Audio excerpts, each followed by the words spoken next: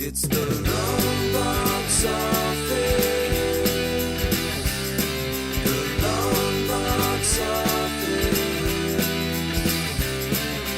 Movies and comics.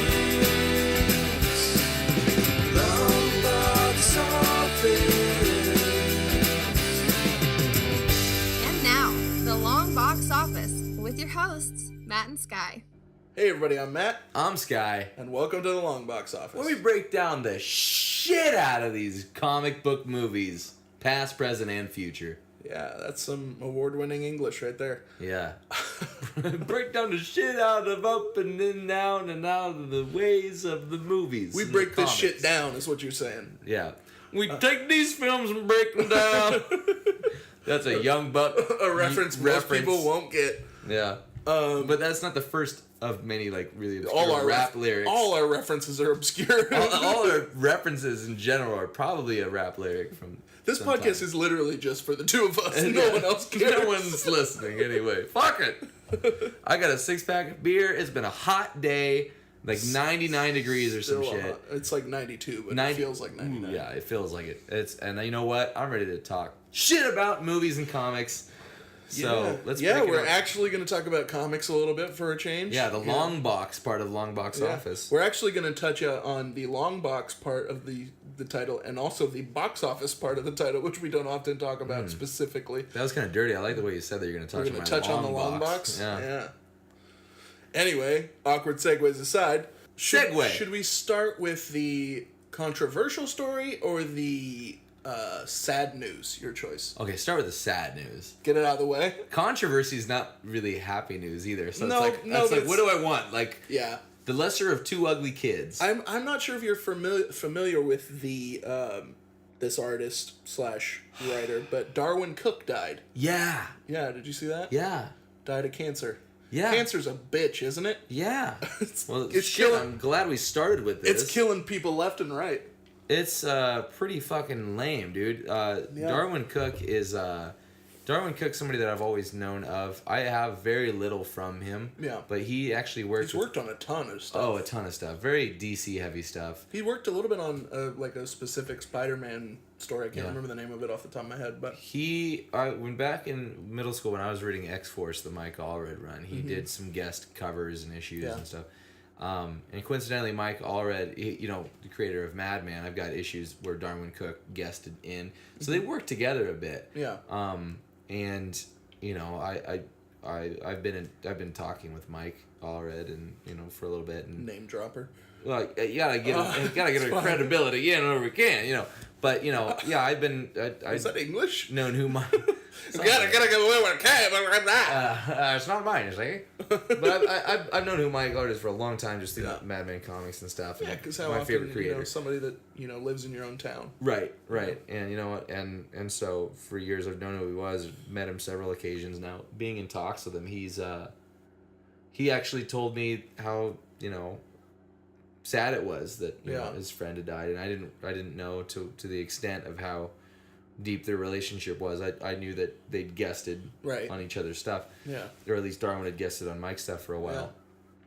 But it hits even closer when it's not just a comic book creator, but like as soon as I saw that article, I was like, that sucks, man. My favorite creator who lives in town is struggling with their friend, not just another a coworker or something. And for me, the thing that I associate Darwyn Cooke with more than anything is he was part of that team on the Batman the Animated Series, which is so iconic for us as kids. He was a storyboard artist for that show. Yeah, which makes so much sense because like for years I thought I would see Darwyn Cooke's artwork and go, oh, that guy's pretty heavily influenced by the Paul Dini Batman show. Bruce Timm's art. Yeah. Bruce Timm's art, and I was like, oh, so it's no coincidence that it's He actually maybe worked on even they mimicked his Darwyn Cooke's art. Who knows? If he did the storyboarding for it. He's got a very clean, simplistic, cartoonish, childish style, but it works really well. He did stuff for Green Lantern when Jeff Johns was even writing it. Yeah. And it's like... he worked on Batman and he worked on Catwoman, notably. Justice League, I feel like a lot of shit he did. He worked on Catwoman with Ed Brubaker, who went on to do Captain America, a lot of that stuff with that. And I think he did Brubaker do some Daredevil too? I think so. I think, yeah, he did somebody. I might not be Daredevil, but Brubaker, the first name he's I done a think of is lot of stuff. Captain America. Yeah, that's me really the only thing I think of for Yeah, Brubaker. he did the Winter Soldier story. I'm pretty sure. Yeah, and the death of Captain America. Yeah. Spoiler. Even though it's called the death of Captain America. It's like, well, that fucks up the whole issue. But yeah, he was a storyboard. Darwyn Cooke was a storyboard artist for Batman the Animated Series and Superman the Animated Series, which they launched after. And then he also is he's responsible for the opening title sequence of Batman Beyond, which I never watched. Wow. But was beloved by sort of the generation after. You don't after know the us. opening credits? I've seen it, Okay. but I was not a fan of that. I was reluctant. Not necessarily I wasn't a fan. I just never got into it. If I watched it, I might have, been a fan, but... Well, even as a little kid, I was like, he's not fucking Batman. This is some wannabe, like, next generation shit. And it sounds, on paper, it sounds like a bad show. Or whatever his name is, or something. Yeah. On paper, it sounds like a bad show, but it's like they did it right. They had it's cool that they have, team. They had same team behind it. It's cool that they have, Bruce Wayne in the sort of Alfred-like role, but it's still different. A mentor role. Yeah. And it's still Kevin Conroy playing it. So it's like... If they did it the right way. Yeah. I would love to see a Batman Beyond movie at some point. It probably won't happen for a long ass time because people in general are more interested in Bruce Wayne Batman. Yeah, people know Bruce Wayne Batman. They don't know, it's just like you're not gonna. I mean, I was gonna say you're not gonna. I was gonna say you're not gonna see an Azrael Batman movie, but they did Azrael on the Gotham show, so and you never know. You never know. They might just do like a one-off, or like it could be a separate thing within the DC film universe because they're fucking things up left and right anyway. So they're probably just tell us how you really feel. They're throwing stuff at the walls and seeing what sticks. It doesn't matter. I feel like they could totally do a separate trilogy or one-off of like in the future. This is that. They could even see the way they did Michael Douglas and Ant-Man. Yeah. The de-aging stuff. Throw it on. Like, add more age to Ben Affleck and have it in the same continuity and have him be hella old. Yeah. I don't see that happening anytime soon, but we'll probably have 2 or 3 more Batmans before that ever happened. But basically, the opening credits to that show is actually pretty good too. And it's very like music video-y. It's weird, like because there's almost like more realistic stuff like mixed in. It's kind of weird. It was more modern. Yeah. And it's weird because it still kind of holds up in that way. It feels like it's supposed to be modern, and it's Batman Beyond in the future. Yeah.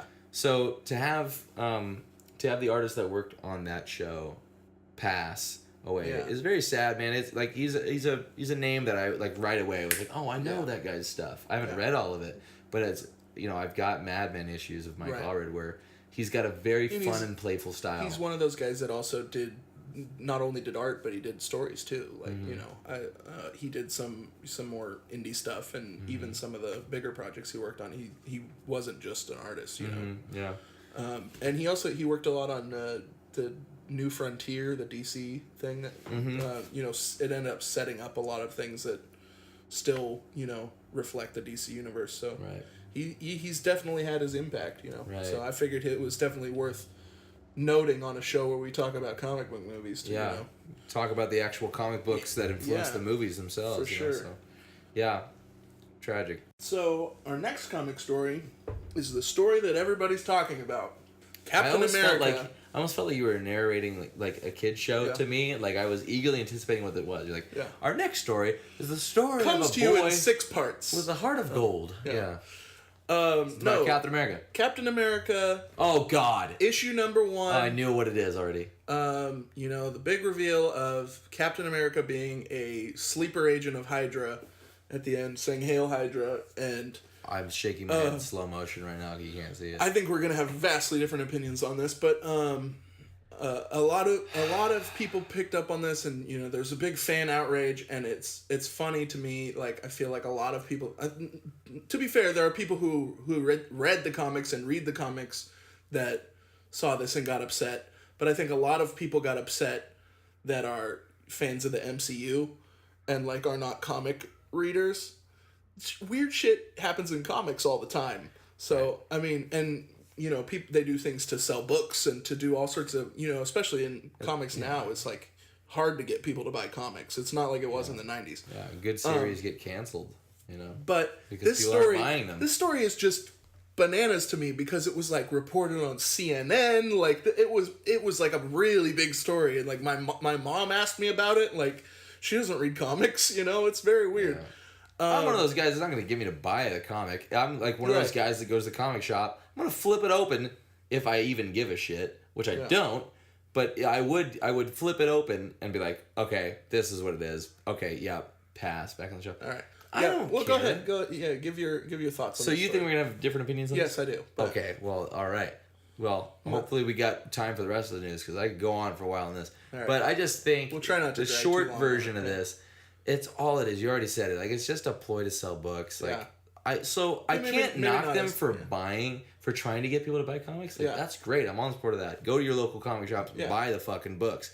Don't go online and buy them. Even if you're buying digital, it's not. Yeah. It's better than not buying at all. Yeah, I don't want to see what it's like to not be able to just read a comic book. Yeah. You know, and it's like, especially if you're people that are listening to this podcast and you're fans of the format of having like of seeing these awesome movies. Like these movies wouldn't exist if it weren't for Right. these comics. Yeah. At all. So go and buy some. But the fact that they're doing this, it's just strictly a ploy to sell books. They'll probably, I mean, Marvel never retcons anything. You know, it's like, I'm serious. No, they do. Marvel really doesn't. Well, They don't. They don't. What about Spider-Gwen? They don't. still around? No, my point is, Gwen Stacy was dead. They retcon shit all the time. Well, I understand. no one that stays dead. It's Captain America came back before. Probably some parallel dimension thing. Yeah, there's always some explanation for it. Like Captain Yeah, but America. it retcons Captain things all the America time. a few months ago What was about- like an old man, a frail old man that like lost his Yeah. powers, and now Well, he's young again.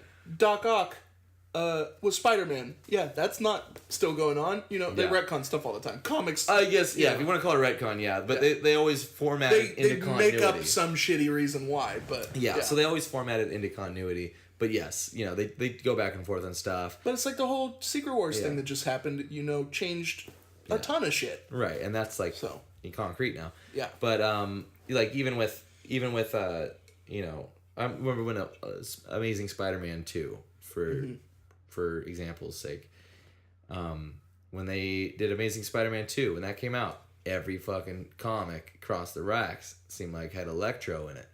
I was reading Punisher at the time, and it had Electro as a villain, in it, which I'm fine with. Yeah. But I knew that But it was it's only smart. happening because Yeah. it was Yeah. marketing, like to get people Yeah, interested. well, in, it's who's this like- Electro guy? It's like before Guardians of the Galaxy, you started reading that run. You know, like the Ant-Man had Case a in run. point, yeah, I was one of many people that was like, "Oh, let me get on this." They're fucking- very see smart what's up." about that to, you know, start those runs Yeah. right, you know, leading up to the movies. Yeah. And the only reason I think this run started after Civil War is because of this big twist. Oh yeah, Like, there's a they- Civil War 2 happening They in wouldn't comics have right now. They Like, wouldn't have built up to this if that's the first issue of the, you know, building up to Civil War, because they want you to still be rooting for Captain America Yeah. in the movie. But my big takeaway of this is, you know, I'm a kid that grew up watching professional wrestling, and comics is very much like professional wrestling. which is weird because I never got into professional. You know, it's just it's stories and characters, and bad guys become good guys and good guys become bad guys, and you just have to, like, what I would say to people that are upset about this thing is, if it made you react, that's good. That it, you know, that you had a reaction. If you went, oh, that's I thought you were gonna say an erection. no, if you had a reaction, that's good. If you kind of were like, oh, well, that's dumb, and then, you know, that's not good. But if you have some sort of visceral reaction, it's like, at least they made you feel something. But I would say, see it out, see what they do with it. It might turn out this was just a shitty thing to lend to sell your comics. Yeah.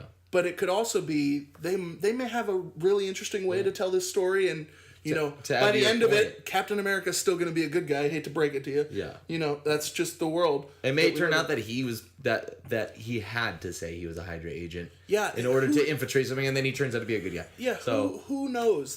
It could go any number of ways. I would just say, to add to you know, your point here. yeah, I mean, a case in point would be, like you mentioned, Doc Ock being Yeah. Spider-Man in the Superior Spider-Man. Superior Spider-Man run. It was like, we all knew that Spider-Man was going to come back Yeah. at some point. It's like you know? Superman. He died. He came back. you Yeah, know. but the run, and everybody was scoffed at it. You know, everybody scoffed at it. Like, Dan Slott, the writer of that book, on Twitter everybody started like hashtagging like Dan Slut, or like Dan Well, Slott hero killer. It's even worse You for know. this one though. Like, And he this, knew the that guy, he the knew guy, that it was- I can't remember the name of the the author of this book, the Captain America book, but he's like getting death threats, and I'm like, that's I ridiculous, know who it is. guys. I know who it is. I know too. If you say it, I'll be like, it's the same guy that's writing Ant-Man right now.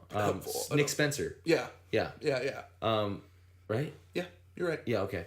But they But like, come on, guys! Don't. It's nothing. Yeah, death you know, threats. Death threats is a little ridiculous. if you're reading the comic, you're not gonna kill the guy. Yeah, well, Like and odds are, comic book reading people are not gonna kill the guy. They're pretty peaceful people. I get the whole thing about a lot of people were like, you're making Captain America a Nazi, which to be fair, Hydra has a lot more forms than just the Captain America 1 Nazi version of Hydra. There's a lot, like the version of Hydra we saw in even in the Winter Soldier, even if we're just talking about the movies, they weren't Nazis. They weren't, they weren't like, trying to ethnically cleanse people. They were just trying to get rid of the quote unquote bad They people. even mention in the first one that, like, Red Skull even kind of mentions that he thinks that Hitler's Hitler's methods he thinks Hitler are... is an idiot. Yeah, he's not more interested on the technology. Yeah. But I think that's a big part of this story is that because the Marvel movies are such a big thing now that like so much more eyeballs are on a story like this. That like weird shit like this happens in comics all the time. And they made the Spear Spider-Man run. It was to kind of add to your side, like it turned out to be something that like people kind of embraced. A lot of people, some people still fucking hate it. Not everybody. I still think the idea itself is like dumb. It's at least an interesting idea. It's at least on paper. I haven't seen that. In a world where comics tend to run over the same stories over and over and over. That is the only thing that made me open it up. Yeah. Because I could have easily just like left it alone and not gave a shit. But that was the only thing that made me open it up, was me actually just thinking about it and going, well, they're doing something with Spider-Man that hasn't been done in the 75 years he's been around. Right. So I'll you check at it least out. got to give him credit for I'll that. check it out. I understand where like people with a character like Captain America with that title and his part of his name is the nation. Yeah. So it's like I can see how that might rub some people a little bit harder than Spider-Man. I get being upset about it. I would just say let it run its course. And if it turns out that it's just a weak thing to try to sell books and they don't have a real story and they don't, then that's shame on the writer for not writing a better story. Right. But you give them a chance before you tear them apart and send them death threats. It's also a little bit much. Pretty brave business move because not only the Spider-Man, like the killing off of Spider-Man, like the guy that wrote that, just like the guy Nick Spencer that is writing the Captain America, like it's not like they were oblivious to the idea that they were gonna get hate mail. They and knew shit. that it was controversial. Yeah. And I just hope it's not controversy for controversy's sake. Like if it's a good story, make that the reason you do it. And that's all I have to say about that. I guess really. We could keep going, but that's in summary. I think we covered what we needed to say there. Yeah. Who knows? We'll see. So once if you're reading the story, like shout us or let me know what's up. And send us a tweet to @Longbox Office on Twitter. In a weird way, just because of all the controversies. And I've heard it's basically just like the last page, and there's like one other part in the book. Yeah. Like, to be fair, like this is they say all press is good press in a way. Like it almost makes me want to go out and read the book. Like I'm just not one for reading single issues. I prefer the trade style. But it's very like, well, everybody's talking about this, so I gotta check it out kind of thing, Yeah. So if you tweet at the Longbox Office or hit us up on Instagram at Longbox Office as well. If you've read the issue or if you think it's a good idea or what your take is on the whole situation. Yeah. Now we're gonna move on to like I said before, the box office portion of our title. So we had the debut this weekend of the second Teenage Mutant Ninja Turtles movie and the second weekend of X-Men Apocalypse. And both movies drastically underperformed at the box office. Wait, it's the first weekend though for Ninja Turtles. Yeah, Ninja Turtles is the second week for X-Men. Like, don't bullshit me. I saw it on the opening day. It was just a couple days ago. X-Men had like a huge drop off. It's only made 116 million, which it's not nothing to sneeze at domestically, which doesn't even cover its production budget. And they say it's probably it doesn't even cover the budget. Well, no. Wow. Usually movies make most of their money overseas. Yeah. That's the This only is saving. domestic. That's the Okay. only saving grace for Fox. Spider-Man. And, Well, for Fox is that they're gonna make. They've made 400 million worldwide, and it only cost them 178 million to make it. So they're still gonna make a profit, just not what they wanted. Right. Not a huge. It's not gonna be a success by any means. You think it'd be enough to They're gonna keep going. Yeah. That's. They're not gonna let go of the rights. No, They barely it's got anything a- left. They got that in Fantastic Four, Yeah. right? Well, Am I missing anything? that's the only two they really had before. Well, they got Deadpool. That's gonna happen regardless. Yeah, but that's still in the same X-Men. continuity, Yeah. if you can call it that. So yeah, it was like 178 million production budget, but that doesn't include the marketing, which is usually about another 50 to 100 million. So that's a lot of money they have to make back just to break even. Right. Which they'll make a profit, but yeah, not. They say that the projections are that it's gonna probably top out domestically at about 165 million, which is still not what they want. It's kind of a flop in a sense, but they're still gonna make money, so it's not it's like saying Amazing Spider-Man 2 was a flop because people didn't like it, but it still made money. Still made money. But And it's movies disappointing for Fox, to say the least. And Thomas Jane's Punisher movie, it was one of those examples of like, that movie made no money. but it did It was really well on DVD sales. Yeah, so it's but- one of those examples But of it's a different era now that Yeah. we're in a world where you don't go to Blockbuster and you don't it's most people pirate them. yeah but most people don't buy DVDs. I'm one of the few exceptions. I find myself. I mean, in a world now we don't have a lot of blockbusters Yeah, around. just wait for Netflix or any of that kind of thing, or like Redbox. Yeah. Sometimes I'll be like, I'll pay $1.50 to like watch it see once, it maybe twice if I need to. and get rid of it. Yeah. But like the first Ninja Turtles movie, which the first Ninja Turtles movie I should say with Megan Fox. Yeah. That movie wasn't great, wasn't terrible, but I would like. It did better at the box office than this one did. This one's opening weekend was 35 million, which It did. This movie cost 135 million to make, and it made and you got to think about it, you make most of your money on your opening weekend, Right. and domestically it made 35 million on its opening weekend, which is Dude. not good. We will. Which I think has a lot to do with the fact that the last one got really crappy reviews. Yeah. This one isn't getting good reviews either. Wow. Wow. That's really It surprising. shows you that like the era of like that in the 90s turtles were just everything. Everything. But it's showing you that those era like not that whole generation are sticking with these movies, and they're not capturing the younger kids Well, either. it also might show. Like, do you think that has any reflection on the first movie and people's for sure. view of that and going like, well, I'm not going to see that. It's the same reason why a movie like Iron Man 2 made a ton of money. It's because the first one was really good. Yeah. So everybody rushes out to see the second one. You don't even have Even to. if the movie's not as good. Yeah. It's like Iron Man 3 is the one that made the most of all three of them. Yeah.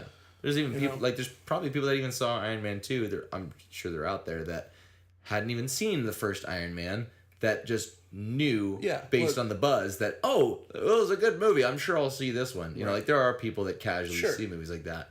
So that helps your opening weekend out, I'm sure. But that's really surprising. I will say this, that I know the new Teenage Mutant Ninja Turtles movie just came out, and while it's getting this flack, I may have some differing opinions. I may or may not, which we will get into a little bit more in depth on our Ninja Turtles centric episode next week. Primarily, we'll be talking about the first movie in 1989. So more to come on that. 1990, but yeah. Well, no, 1991 was the first. No, it was 90. Oh, 1990 and then 1992 for Secret of the Ooze. I believe so. Cool. We're going to be doing a centric episode on the Ninja Turtles, and we don't even know what the fucking year of the movie Once that came again, out we is. proved we are excellent with dates. And Blade came out in 98. It actually did. Really? Oh, yeah, because we thought it was 99. Okay, shit, I got it right and didn't even know it. Perfect. Yeah, we're professionals. Perfect way to move on. Segue. But I do want to talk a little bit more about X-Men. I know we just had our X-Men Apocalypse episode. Do you now? It's not that I feel like I didn't say Well, it's this, time for another beer then. it's not that I feel like I didn't get this point across, but like to me, this movie, the more I sat with it, it's like the more disappointed I was with it. Yeah. And I would like it's such a bland movie. There's no. I feel like nothing has really changed other than the introduction of the new characters from the end of Days of Future Past to now. Like, there's no real character development. There's no real change. And to me, when people talk about comic book movies being oversaturated and, the bubble's going to burst and, it's not going to last forever, they're talking about movies like this. Yeah. Where it's... Skating by on the fact that it's named mediocre. X-Men. It's called X-Men. People are going to go see it because it's called X-Men. And it's not a bad movie. It doesn't have structural problems like I feel like Batman v Superman does as far as like editing and jumping around everywhere. Yeah. But the story is so dull and so by the numbers that there's no reason to care about it. It's in 10 years we will not be talking about this movie. No, definitely not. Now, it as an example, this isn't about X-Men, but it relates to the staleness or like what you thought was kind of a throwaway movie. Like, take Captain America. These are both Captain America movies that I'm going to reference here. But, like, the second Captain America film, like, S.H.I.E.L.D. is, like, it's been infiltrated with Hydra all along. Yeah. That's something that, like, people talk about after it comes out. Like, did you see the Captain America movie? Yeah. Like, they did this, and it gives something to talk about, and it's controversy. But it's also something in the wrong hands would have come across as that's ridiculous. Yeah. But nail it. Civil War, being the latest example, it's not even a huge part of the movie, but it's it impacted me. Yeah. Where hopefully you've seen the film, if not spoilers, minor spoilers here. Towards the end of the film, after Iron Man and Captain America have their fight, Iron Man says that shield doesn't belong to you. It's my dad made it. Yeah, well, he doesn't say that, but that's implied. Yeah. No, he said it. He says my dad made that shield. He does. Oh really? Yeah, I saw it twice. That line. He was like, I saw it twice too, but I saw it 3 times then. No, we both saw it twice. The new Civil War, Matt versus Sky. Anyway, he leaves the shield at that point. Doesn't say a thing. He's like, "Here you go, bitch." Nomad. Yeah, and he leaves the shield there. And to me, I was like, "Ooh, wouldn't it be?" Whoa, he leaves the shield, and that's something that I found myself afterwards thinking about and wanted to talk to people like. He left a shield. What do you think's gonna happen next? How do you think he's gonna have a new shield? Do you think he's gonna get the shield back? Do you think it would just be hilarious if they actually went the Nomad route, like in the comics, and just gave him the Nomad costume and called him Nomad? Like, God damn it, that so would be ridiculous. Terrible. I feel like they would be able to do it somehow, but it's just so weird. I trust the MCU enough to know that, like, after Guardians of the Galaxy came out and they had the Easter egg at the end with like the end credits of I thought that was dumb. Howard the Duck. Yeah. I kind of thought it was dumb, but at the same time, the more I sat on it, I was like, holy shit, Marvel Cinematic Universe is doing a Howard the Duck movie. I'm definitely going to see it. Like, I trust them to do whatever they're going to do, and it's going to be sweet. I don't think they're going to do one anytime soon, but you never know. And, yeah, hopefully they do the Netflix Howard the Duck series, like I wanted in our old episode. Howard the Duck and Punisher Netflix series. Yep. Teaming up. It's just like buddy cops, kind of. Howard the Duck just like, I'm too old for this. The tagline is a couple of dicks or something. But yeah, I wanted a Howard the Duck series, which you can on Netflix, which you can. Yeah, I want to go back and listen to the what was it? That was the top 5 properties we want to see the most. It was one of our earlier episodes. Yeah. But good shit. So I just wanted to really touch on the X-Men. So relating to tie it back into X-Men. Yeah, moments like that in the MCU are missing from X-Men as a whole, in this movie in particular, because it was stale. I enjoyed it, but it feels like a step backwards. Like, really, it feels like Bryan Singer's closer to his first X-Men movie than Days of Future Past. Like, feels like it fails to evolve to where we are as comic book movies now.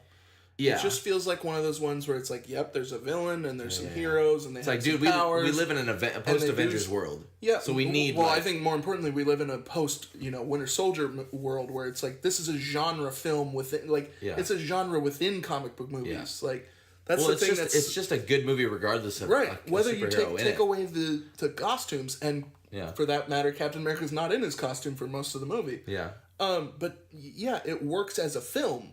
Mm-hmm. That people are, they're not just making popcorn movies. This was a popcorn movie to me. Yeah. But it wasn't that entertaining. But maybe that's because the bar's been set so high that I'm expecting more from comic book movies now. And that's what's kind of can be considered unfair. Because it's like... I don't think it's unfair. Well, I don't expect every movie to be as good as the Avengers or top it, but I expect people to try. Avengers is a unique scenario because it is spectacle. It is all spectacle. The story in Avengers is not that great. Like, Deep. I mean, it's not. It's good. You get from A to B. You feel the plot, but it's about the spectacle of it. But the more solo movies are, they've come to a place where they're, character driven. Yeah, and X-Men, while there's a lot of characters, it's not supposed to be like a big team-up movie. It's supposed to be the story of the X-Men. Well, and even we're not really getting that anymore. Ensemble pieces like Guardians, Guardians, Avengers, shit like that. Yeah. Everybody gets their moment. Yeah. Even in Captain America, in Civil War, it's got everybody in it, and they all get their moments, and you get a feel for each of them. X-Men has a bunch of people in it, and they say a bunch of things. Some of them are just kind of there. Yeah. Psylocke. Yeah. Totally. Archangel. Just ridiculous. Yeah, like 4 horsemen just for the sake of being 4 horsemen. Yeah, to piggyback on that point, it's like we've disproven the typical answer for these movies when they don't do well. It's like, they tried to slam too many characters in here, like, Spider-Man 2 and all this stuff. It's not you put too many characters, it's you don't use them properly. Yeah. You don't give them the enough shine that they need to, make it worthwhile that they're in the movie. Yeah, there's nothing. I thought Days of Future Past did that pretty well. Yeah. I mean, there are some characters that don't get a whole lot of screen time, but it doesn't bother you. But I didn't even quite have enough from any character in X-Men, in the latest X-Men, to like go, I want to see more of them. Yeah. Even if some of them had like Nightcrawler was utilized fine. I still like Alan Cummings' Nightcrawler better. Way better, but I realize we're not going to get that again. Yeah. But so I went into it going I really hope they treat Nightcrawler he was well. good. And they did, but I wasn't there's not I enough. want more. Yeah. And that's the thing. Like I said that at the end of our X-Men Apocalypse review, it's like this movie didn't make me want to see the next movie. What made me want to see the next movie is I'm a kid of the 90s and it's supposed to be 90s X-Men. Yeah. But I have no faith that they're going to get 90s X-Men right, as sad as that is. Like I was so high after Days of Future Past of like they're okay, starting to go the right way. Yeah. And that is exactly where I was at the end of this movie. You were with me. Yeah. I was actually excited at the end of this movie, because for me it was just too little, too late. But the thing is you kind of already said it, but with Days of Future Past, how you started to feel. That's how I feel at the end of every X-Men movie. Like, maybe they're gonna do it right, and then they let you. And down. then they don't. Yeah, I swear to God, every fucking X-Men movie ever. Like fucking end of First Class, even you see Magneto in the purple legit. Yeah. Magneto, and then in the next one it's toned down, muted. Yeah. It still looks cool, but it's muted. not. Get it? But no, X2. Yeah. It ends with Jean Grey maybe not dead in the ocean, and it turns into a phoenix shape in the water, goes black, and you're like, oh fuck, and they butchered that in the next movie. So fucking awful. Every time I see an X-Men movie, they end it where I'm just like, oh sweet, maybe next one's gonna be they're on the right track. So this movie they ends give you just enough to keep your hopes up, and then they crush you. yeah, man. It's like Kevin Smith describes movies like that kind of in the perfect way, where he's just it's like somebody giving you a hand job, and then right at the end, just make you come on yourself, or don't come at all. I don't know. That's probably that was awkward, but anyway, you can cut that out if you want. But I'm leaving it in. Oh, okay, that's what she said. But so. With the end of this movie, it shows them all in their costumes, and I was like, "Oh fuck yeah!" And but the more I sat on it, it was one of those movies that looks good. It doesn't even necessarily look like an early Bryan Singer X-Men movie. It looks a little bit more colorful and shiny and big, and all things are happening. But it's one of those movies where it's let me distract you with how good things look and all these things that are kind of happening. No substance. Because there's no substance. Yeah. So at the end of the movie, I was like, the more I sat on it, I was like, well, I will see it the next one. Here, let me just pitch this to you. Yeah. So the end of the movie, the part that you really like. Mm-hmm. Imagine that being the trailer for this movie, and you get that the whole movie. You get those X-Men. You get them in costume. You get that's what we want. We don't want this bullshit. With Colossus from Deadpool. Yeah, that. I'd be good. Yeah. No. I'm sorry. That wouldn't be good enough. I mean, it better be good enough, but that'd be good enough. That would be decent. That would be acceptable.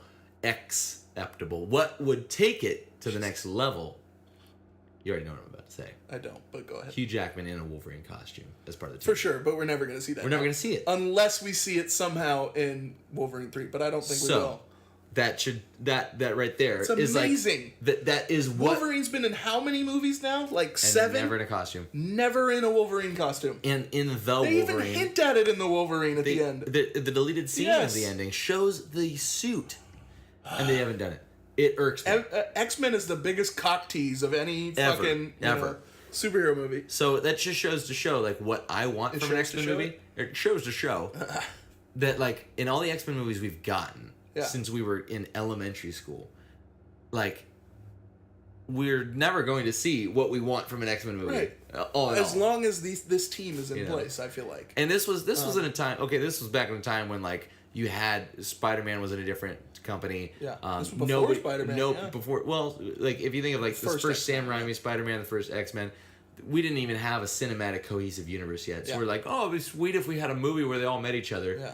Now we live in that world, so Yeah. I can have those expectations. Yeah. I can Exactly. go. That's why I'm saying I it's want not this. being too harsh. It's It's not. you know, It's not. They need to live up to the higher standard if they want to survive Yeah. in this climate. When we're getting 6, 7 comic book movies a year, you need to step your shit up, or you're gonna get fucking knocked out of the Yeah. way. Either you're in the huddle or you're out the huddle. To quote Birdman. That's a second kind of rap lyric this episode. But what I was gonna say is like this movie feels like you said, it's a little shinier and you get a little bit more here and there. Here's But this over here. Here's But this it over here. Don't look at feels this. it feels like the first X-Men movie in the sense that they're in those fucking black jumpsuits the whole time in the first Yeah. X-Men, and you get that for most of this. Like in the action scene, in the big middle action scene, they're all in these stupid black suits. Like Yeah.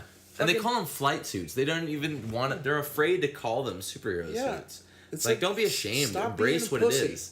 The whole movie You know? and the whole concept of these movies is to embrace what you are. yeah, Mutant or whatever. mutant and proud, baby. Yeah. And the fucking mutants don't even want to be mutants or wear Yep. mutant suits. It's like it was one thing when Rogue was like, oh, I want to, like, you could understand, as even though I didn't like the, I'm going to go cure my powers thing in was that the third That was one, the right? third one, yeah. Yeah. Well, that movie's a mess, but like you can understand that from the way they had portrayed Rogue through those movies, where Yeah. it's like It's a her burden. Yeah, she was like, I'm done with this bullshit. I want to, be able to touch my boyfriend and all this. You can understand that for her character, but it, like all these characters just don't want to be mutants. It's like Yeah. maybe they should go be in a fucking different movie then. Yeah. Because this is an X-Men movie. Yeah. Preach it. It's supposed to be. Yeah. So, I- yeah. Sorry to rant about this thing again, but it's just like In the summary, more I sit with it, it just pisses me off. I think this is a more passionate X-Men review than our X-Men episode on this movie. No, we got into it. I think. If you want to listen a little bit more in depth, you can go check out last week's episode of the Longbox Office on a review of X-Men Apocalypse.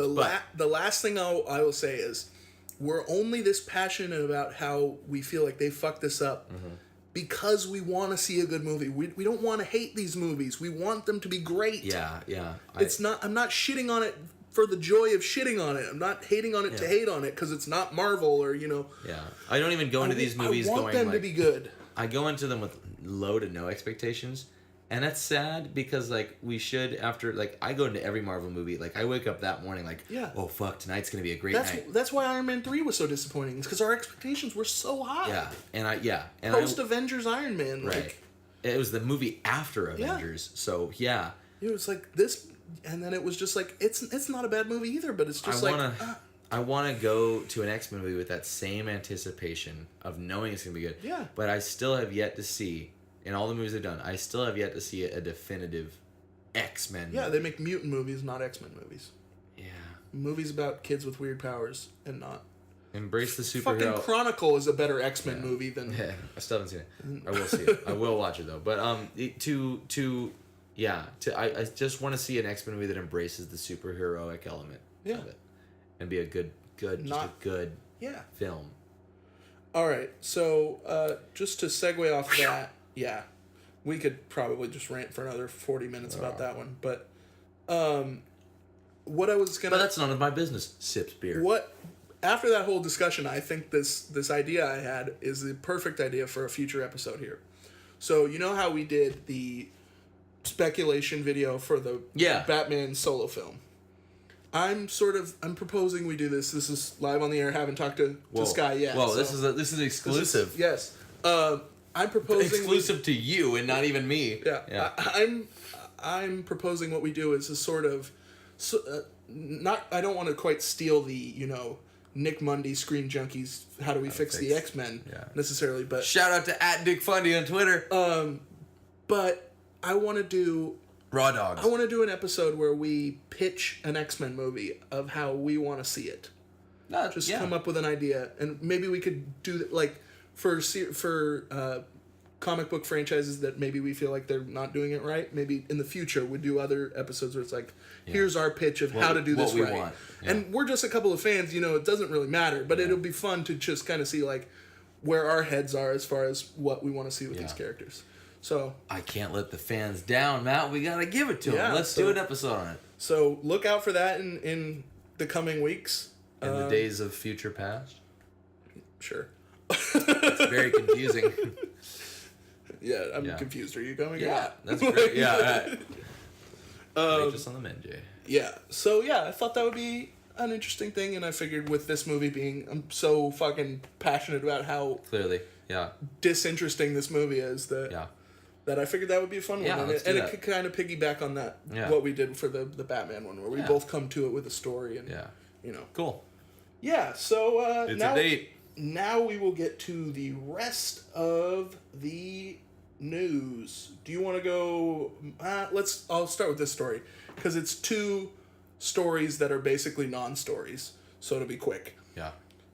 So there was some news going around that I think it was Deadline or the Hollywood Reporter that was talking about that they called Avengers. They said Avengers 3 instead that and people speculated, did it get retitled Avengers 3 instead of Avengers Infinity War Part 1? But they were just saying it because it's the third Avengers movie. Uh-huh. So they've come out and said, no, it's not called Avengers 3. So that was the first name story was did they change it to Avengers 3? Which is, a boring title. But I personally think it's when it comes out, it'll be called Avengers Secret War or Secret Avengers.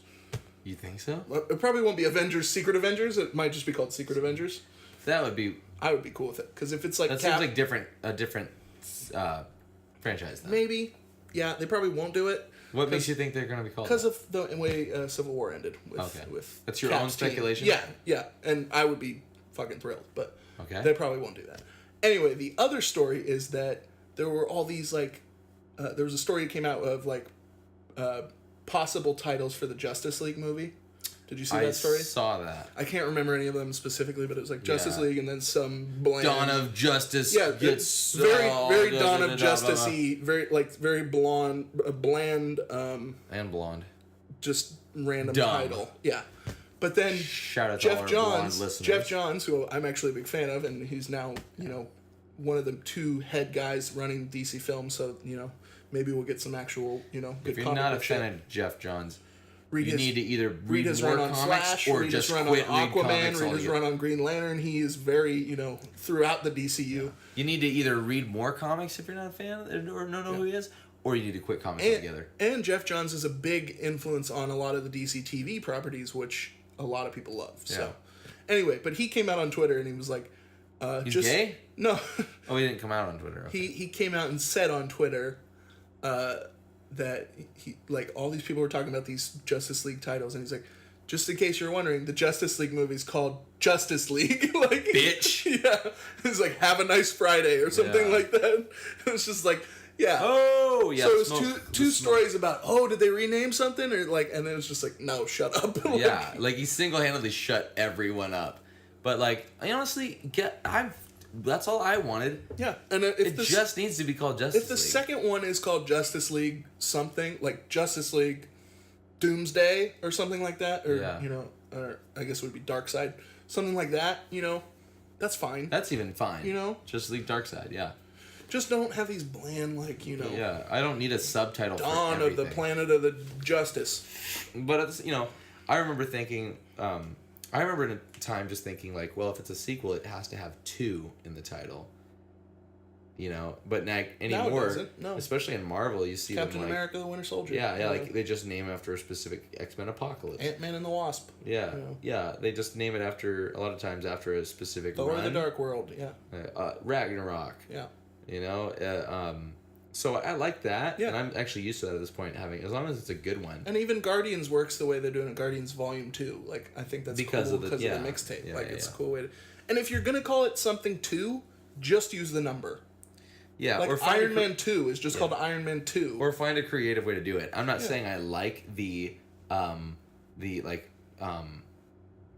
I can't think of an example. I guess other than like the Chipmunks movies, I'm not a fan of the Chipmunks movies. Yeah. At But least they're like clever they're at with least their like titles. Chipwrecked. Yeah. Or like The the Squeakquel. Squeakquel is Yeah. a prime example. And I was like, They're stupid, that's- but at least they're being clever about that's it. a clever way of like, Yeah. like, or you know, like I this is not a thing, but like I personally want a Good Burger sequel, and I'd want it called Good Burger 2 Go. That's cool. Good That's Burger clever. 2 Go. See what I mean? Like I want incorporate that. Or Good incorporate Burger. Supersize it. that. Super, yeah, Good Burger supersized. That'd even be a great Something, you great know. one. Yeah. Yeah, but I just thought that was a funny non-story. So. Yeah. Yeah. That's cool though. Justice League. That's all you need it to be. Simple, powerful.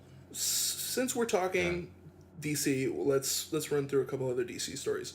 So Frank Miller, not shockingly, was asked about what he thought of Ben Affleck in Batman v Superman. He's like, fuck Ben Affleck. no, he actually, he's usually a grumpy crazy man, Yes. which is kind of his, second name. yeah, Yeah. Frank Grumpy Crazy Man. Grumpy crazy Miller. man. Miller was asked about.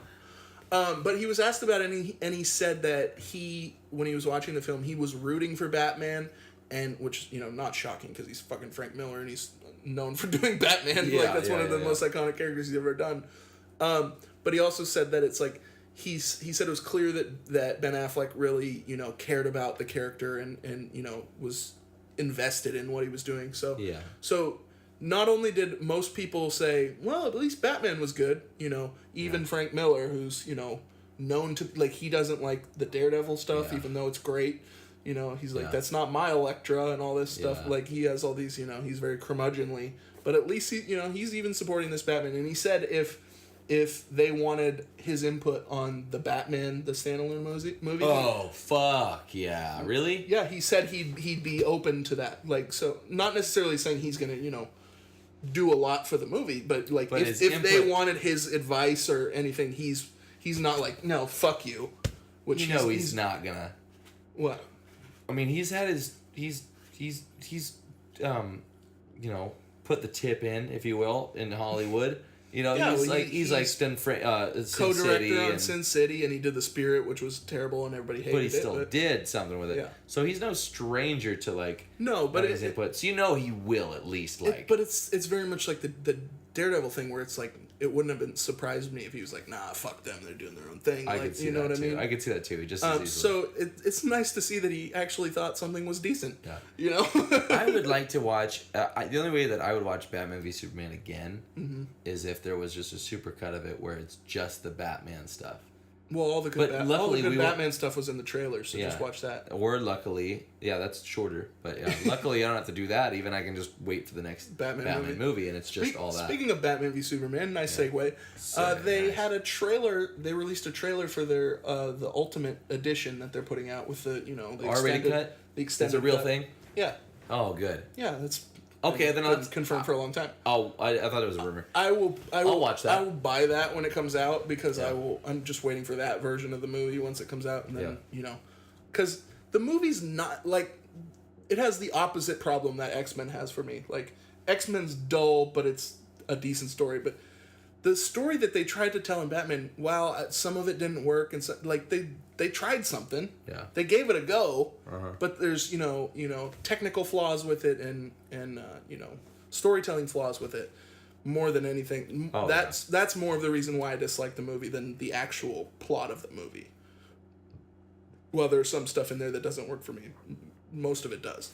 And I think of the three of us when we reviewed that a while back.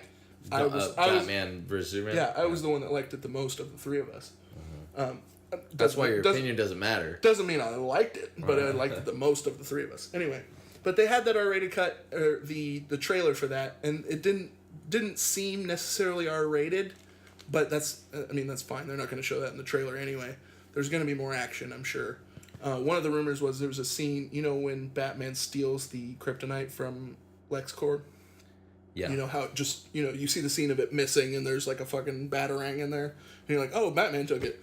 There's like a Right. big action scene that was cut. Like, so that'll probably be in there. But like in this trailer, you see some of the other characters. You see Jenna Malone's character. Can't tell who she is, but there's a bunch of other characters that you didn't get to see. So it seems like they're going to flesh out some of that stuff that didn't make sense. So that I'm interested to see how much it improves the movie. Yeah, I am too. Yeah. I don't think it's going to be, Drastically. wow, that's amazing Oh, now. yeah. But there's But a huge it could fan base. improve it. There's a lot of people that Really like it. praise Yeah. the Daredevil 2003 film extended cut, the director's cut. There's a lot of people that praise that, Yeah. and I don't personally find that any I don't think it's that better much different. with the extended stuff. It's Yeah. just like, oh sweet, more It's a little Daredevil bit more, stuff. yeah. Yeah.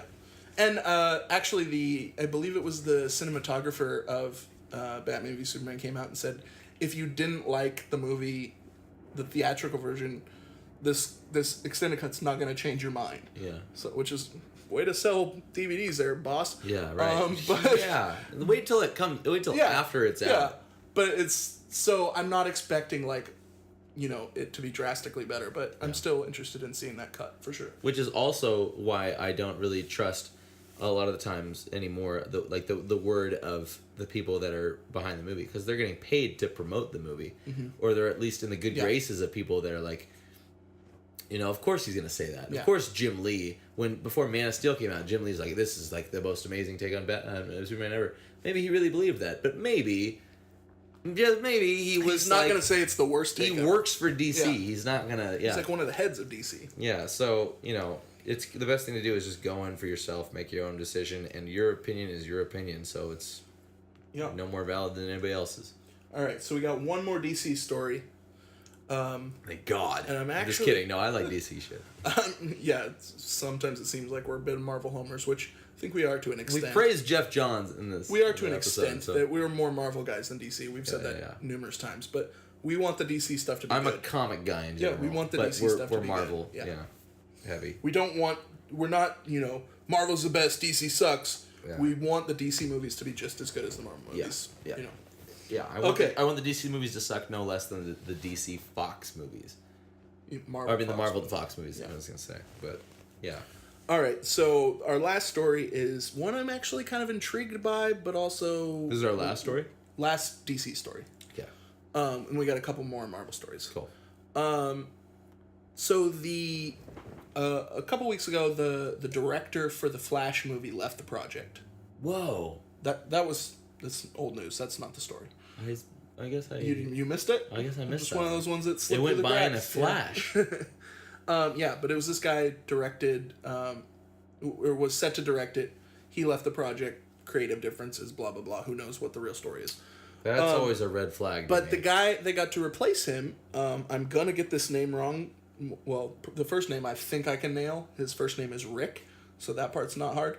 But his Nailed it. last name is Famuyiwa. Famuyiwa. Bless you.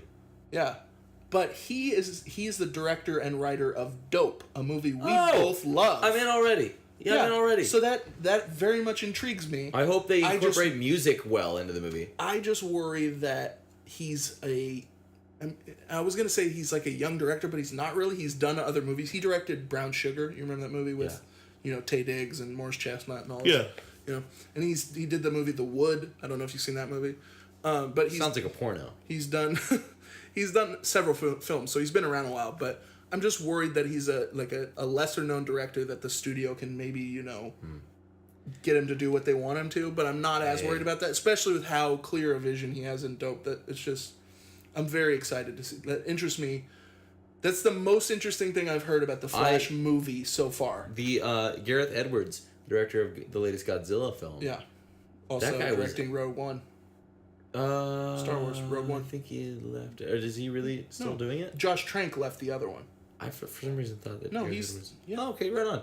But Gareth, yeah, But even that helps my point out even more. He's dressing. He's dressing. Directing. He's probably not dressing the actors themselves. He probably likes dressing on his salads. You don't let me finish, Matt. But he is directing a Star Wars centric film. Yeah. So it's like for a relatively And whether you like that unknown Godzilla movie or not, you're an idiot if you don't. well, the last 20 minutes are great. Yeah.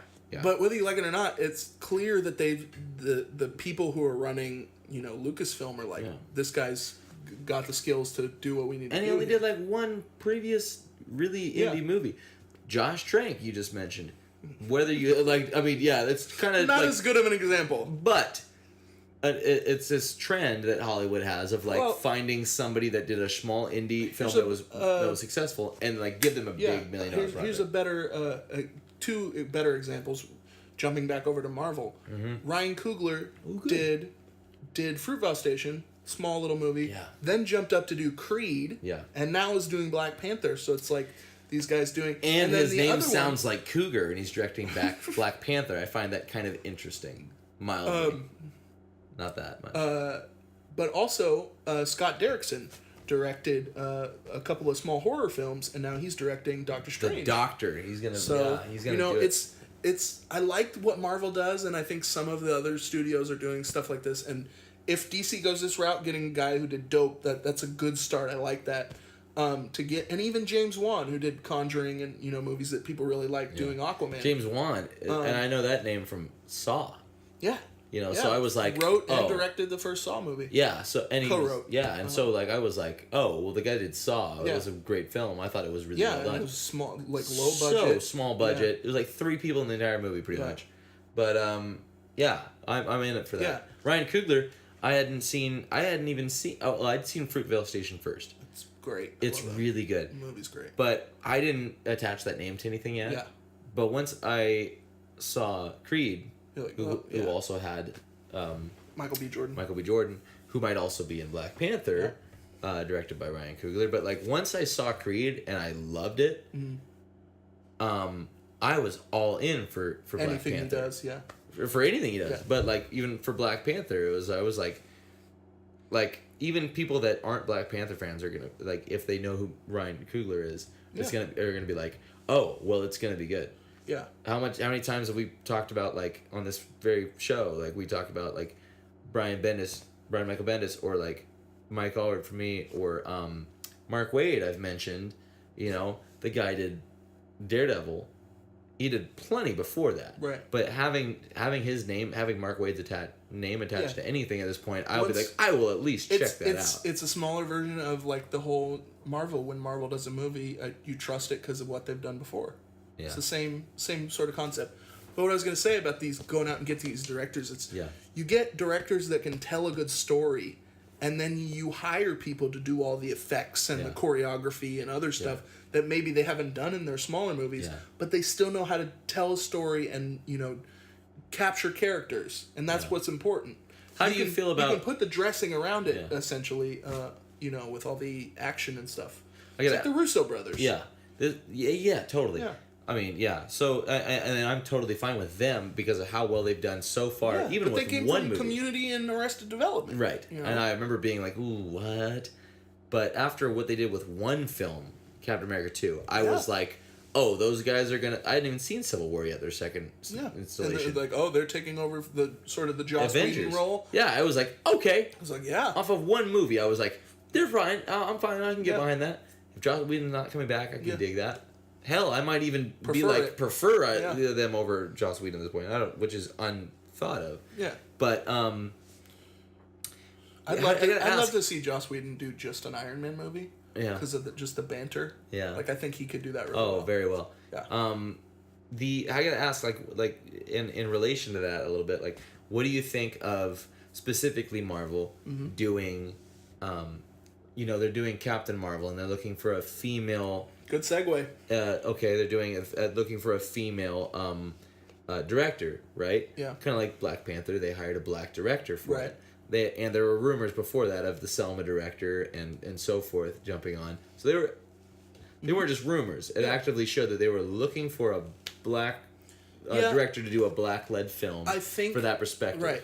Do you And think the that's important? the director of Wonder Woman is also a woman. Yeah. Do you think that's important, or how important do you think that is? I think it can be important. I don't think it's 100% necessary, but I do think that if you're telling a story about black characters, even take a movie like Dope. If you're telling a story about black characters, if it's coming from a white guy, while he could still tell a good movie, he can't relate to the personal experience. Same thing. Like a woman knows what a woman goes through. You know, like there's something deeper there that you can't get just from anybody. Yeah. But I don't think it's necessary to like, I'm not, you know, if they would have hired a guy to direct Captain Marvel, and they haven't announced who they're hired yet, it wouldn't be like, well, that's not okay. But in a world where diversity of not only the people on screen, but the people, you know, writing movies and directing movies needs to broaden, and more people need to get shots. These are great opportunities to give people those shots. Yeah.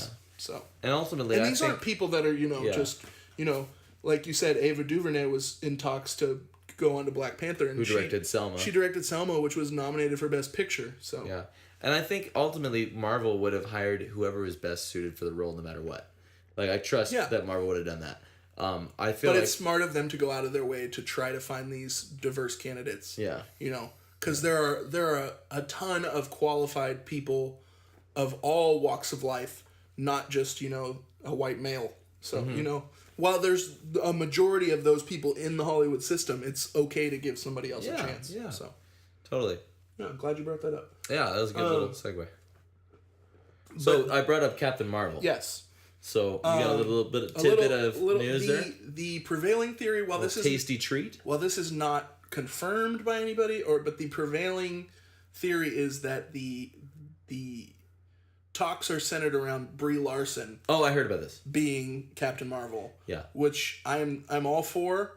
She's young, which is good for a franchise wise. But can she pull off a mohawk? I want mohawk. I don't think they're gonna do mohawk. They might eventually. Come on, how many mohawks do they have on the team? Like, you got every time I hear about a new Avenger or a new solo Marvel movie, I'm like, how do they look with the Avengers? He doesn't have a real mohawk. He's got a real huge. My mohawk's bigger than his, but I'm fine with it. Like, I immediately I just don't think Captain Marvel that version of the character looks that interesting to me. Like, I actually prefer the Miss Marvel look with the black. Oh, really? The black suit, but we're gonna get the Captain one, which is fine. Don't you feel like you get enough black suits with the X-Men films? No, yeah. I just think that is a better looking costume. But that was when she's Miss Marvel. Now she's Captain Marvel, so she has. I like the Captain Marvel suit. I just think the mohawk thing is a little like mohawk for mohawk's sake. Like, I don't feel like it's, you know. I don't know. But I really like Brie Larson, and she's been you know, just steadily in even better and better films. All I can think of is she was the sister in Trainwreck. Trainwreck. Yeah, and she was also the romantic lead for Jonah Hill in the first 21 Jump Street. Oh yeah, I don't remember anything from that movie. I blocked it all out. Yeah, I forgot that you're an idiot and you don't like those movies. I don't care. You didn't even see the second one, did you? No. Yeah, it's crazy. Anyway, but she was really good in that. But it's kind of Guardians of the Galaxy again. She was really good in that, and it's kind of a comedy role, and she's funny, which I like. You know, she has lots of dimensions. She's been in some indie movies that are really great. She just won Best Actress for Room last year. So you never saw it. I heard it's fucked up. It is fucked up, but it's a really great movie. So I love that Marvel's, whether they cast her or not, they're clearly going after top tier talent. Yeah. You know, they just got Michael Keaton, right? Supposedly, we don't know if for confirmed necessarily, but Michael Keaton was nominated for Best Actor for Birdman. He didn't win, but and you know, he was in Spotlight, and he's great. So they're going after these top tier actors, and I love that. Yeah. So it's nice to see. And so if she gets the role, I'm all for it. And if you haven't seen it, this is obviously not a comic book related story, but there's a small indie film that she's in called Short Term 12. It's excellent. Not very many people have seen it, but it's a great movie. Cool, good to know. That sounded like you were brushing that off. It did. No, not at all. I know you weren't. I realized that. Cool, good to know. Let's move on. Yeah, as I said that, that's how I took it. But no, really, I'm always down Yeah. for like just hidden gems Yeah, and like just these movies that because great there are actors. like there are movies like there are comic books that like I mentioned at the beginning of the episode that are really good, Yeah. but like not a lot of people know about them for a reason. They get canceled or looked over, and you Yeah, know, well, it's like Marvel casting Bradley Cooper to play Rocket Raccoon. Like, that's not a character you think you need a high quality actor, but Bradley Cooper's been in, like and you don't Oscar even nominated hear movies. Bradley Cooper. No, you know, if you forget. didn't know it was Bradley Cooper beforehand, know. you wouldn't pick it up probably. Wouldn't know. But with Brie Larson is her name. Yes. Right away when I saw that article, because I didn't attach it with a name, and I saw it and I was like, huh, I'm fine with that. Yeah. Maybe it's because I don't really have a huge strong- connection yeah. with. It could be like, oh, cool, any blonde chick is fine. But But that's the thing for me is like, if you get somebody that's this qualified, this well of an actor, Yeah. it'll make you care about the character more Yeah. when you're not invested. Like, we're not big yeah, Captain Marvel fans. But what I know of Captain Marvel, Yeah. it is at the very base of it, you have to cast somebody that's like, don't go for someone that's like sexy first or cute first, Right. and then the story. Like it has to be some. That's why I was totally fine with the rumors of Emily Blunt, because that was like the top tier favorite person I'd been hearing for. Because Emily Blunt Yeah, she would have been good. is somebody that like I look at, and whether or not I know her in real life, I'm like, that chick could kick my ass. Yeah. And she's intimidating. Yeah. And she can hold her own with a bunch of dudes. Yeah. So And I was like, oh, I'm fine with Emily Blunt. Yeah. This Brie Larson girl looks sweet, but she's got a good presence to her. She's very multidimensional, and I think Yeah. this is gonna sound weird, and this is my prediction now because this is how much I trust Marvel. Watch Captain Marvel be the Green Lantern movie we wanted. Would you be surprised? Yeah. Marvel I want is that. so I want so that. good. Watch this be like, fuck, why wasn't this the Green Lantern Yeah. movie? Well, honestly, like, I mean, it's no secret to you at least, but like, Because I know all. everything I bring up, you let me know You that bare I've your told you soul. before. Yeah. So I probably already told you this, Probably. but like that's the least that I'm looking for that least of any Phase 3 movie, and it's I don't know what it is exactly, but I'm just like, but I know it's very cosmic, and they're bringing on the same person, Nicole Perlman, right? That had something to do with Yeah, I writing think she's the first. probably rewriting some of it. At least taking a pass on it. I don't know. If She at least wrote. she wrote Guardians. Yeah. With James Gunn and some other people. Yeah. So I was like, okay, she can do cosmic. Like I'm fine with this. Do a lot of it in space. If it ends up being that Green Lantern movie, it's a win. I wouldn't be surprised at all if there's some sort of Guardians Connection? crossover, whether it's a post-credit scene or They'd be dumb not to. yeah. And Especially Marvel's with not dumb. Especially like it would be the equivalent of the Ant-Man Falcon scene. Something to tie it to the movies we already know and And it love. works. To a movie that most people are unfamiliar with. I think, I mean, I would be stunned if they don't do something like that. because she's already like she has to be somebody that has a military background that is like that so I think that's also a great way to bring in the Nova Corps or Richard Rider himself for Nova, and do a lot of it in space. Mm-hmm. Have her know the Guardians. Maybe the Guardians know her or something. Who knows what they'll develop between now and then? The Guardians might develop her. She might. Yeah. I bet you. If we find out first, you heard it on the Longbox Office.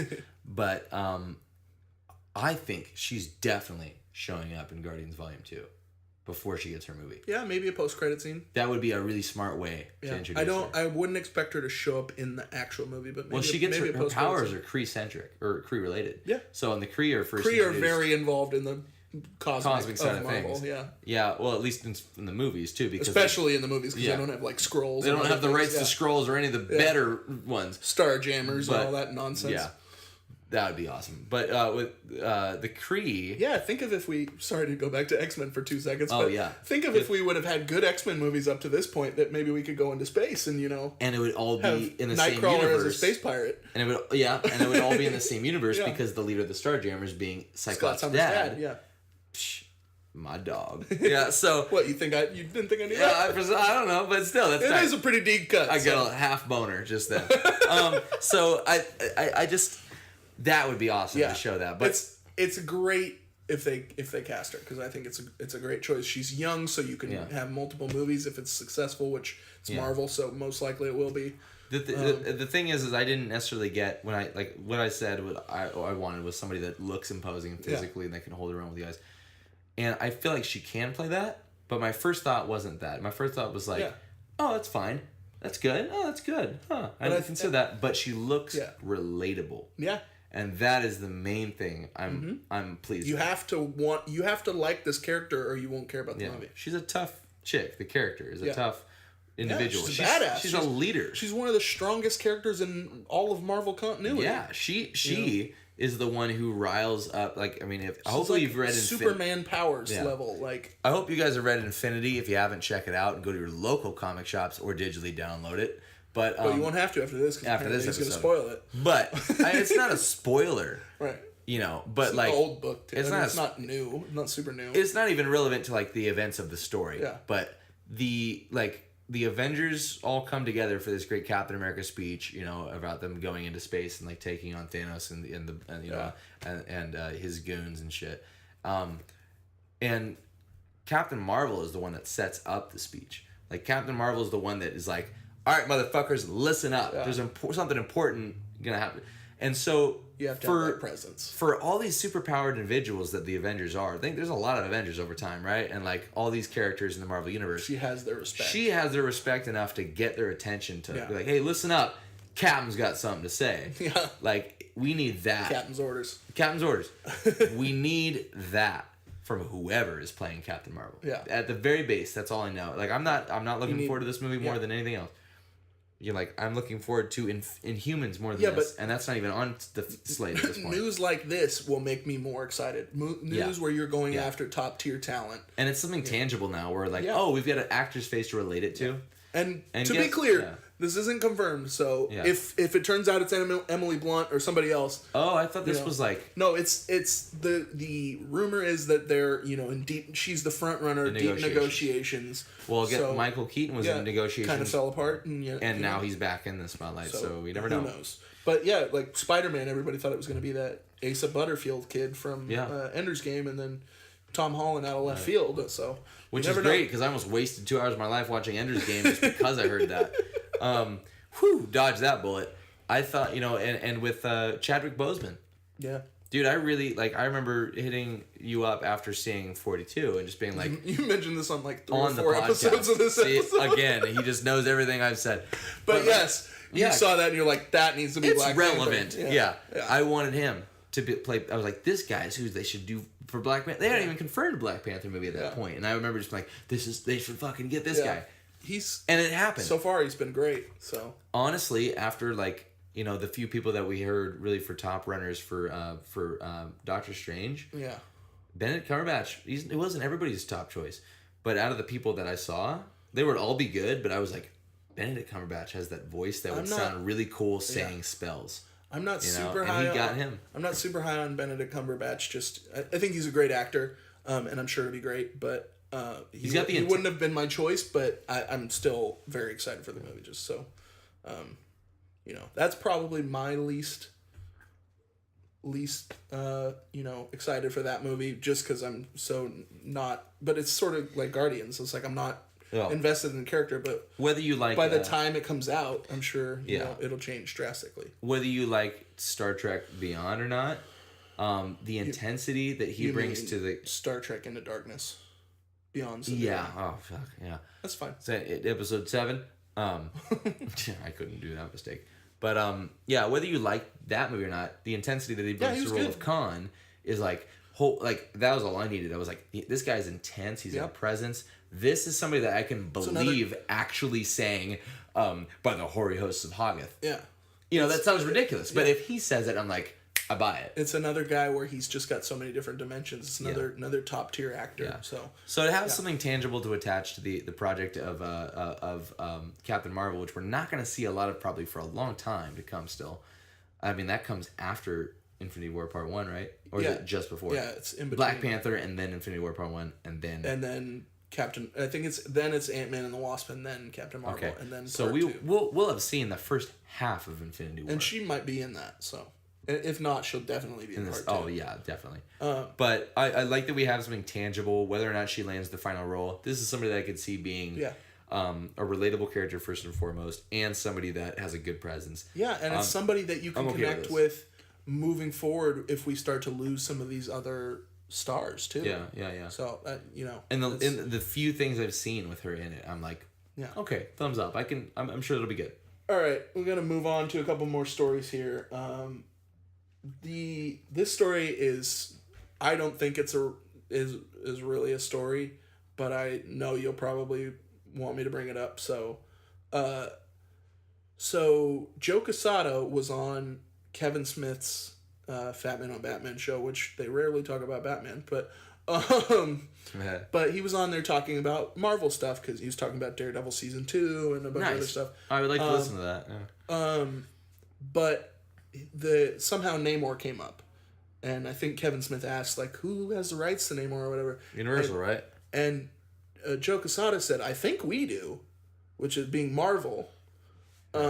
So that's sort of being, he's like, as far as I know, we have the rights to Namor, which wouldn't surprise me if they had reverted at this point back to Marvel from Universal, because Universal never did anything with them. I wouldn't be surprised. But people are reporting it as if Marvel has Namor. Like, that's the story that's going around. Like, I just feel like Universal would have done something with Namor's for sure. property already. It is entirely possible that he is correct and Marvel has the rights. But I listened to the podcast before I read the story. He said, like, it was very much of like, I think we did. Like, it didn't sound like he knew for certain. So everybody like running with it as fact, I think, is kind of silly.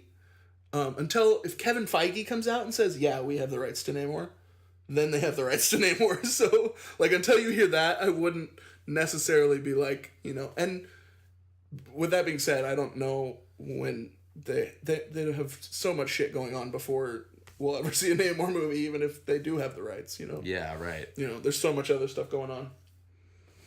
But I wouldn't be surprised if Aquaman struggles a little, if they thought, well, maybe we should give this a shot, Right.